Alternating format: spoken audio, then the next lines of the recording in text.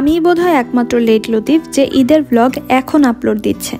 Personal লাইফের কিছু ব্যস্ততার কারণে আসলে ব্লগ রেডি করার সময় পাইনি। তাই এখন সবার ঈদ উদযাপন করা শেষে জাপানে আমাদের ঈদ উদযাপন দেখে নিন।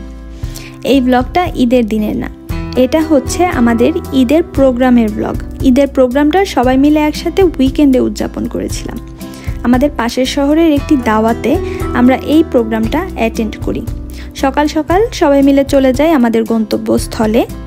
সাধারণত ইনডোর পার্টি হলেও যেহেতু এখন ওয়েদারটা অনেক ভালো, ঠান্ডা চলে গিয়েছে এবং গরম এখনও আসেনি, তাই ডিসাইড করা হয় আউটডোর পার্টি করব। আগে থেকেই খাবার দাবার সব কিছু রান্না করে প্যাকিং করে নিয়ে যাওয়া হয়েছে, যেন সবাই একসাথে আড্ডা দিতে পারি এবং এনজয় করতে পারি। একটু ঘোরাফেরা, তারপর খাওয়া দাওয়া শেষ করে সবাই মিলে বসে কিছুক্ষণ গল্প করলাম। তারপর সেখানে ছিল সবার জন্য খেলার ব্যবস্থা।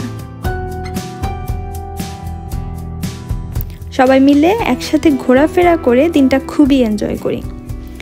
তারপর ওই জায়গার সব প্রোগ্রাম শেষ করে আমরা নিজেরা ঠিক করি যে এই শহরে একটি টিউলিপের বাগান আছে, সবাই মিলে সেখানে যাব।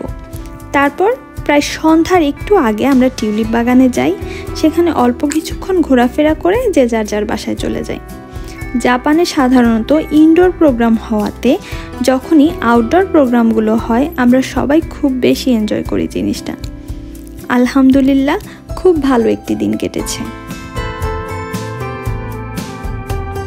ব্লগটি সম্পূর্ণ দেখার জন্য আপনাদের অনেক ধন্যবাদ। পরবর্তীতে জাপানের অন্য কোনো ভিডিওতে ইনশাআল্লাহ আবারও দেখা হবে। আল্লাহ হাফেজ।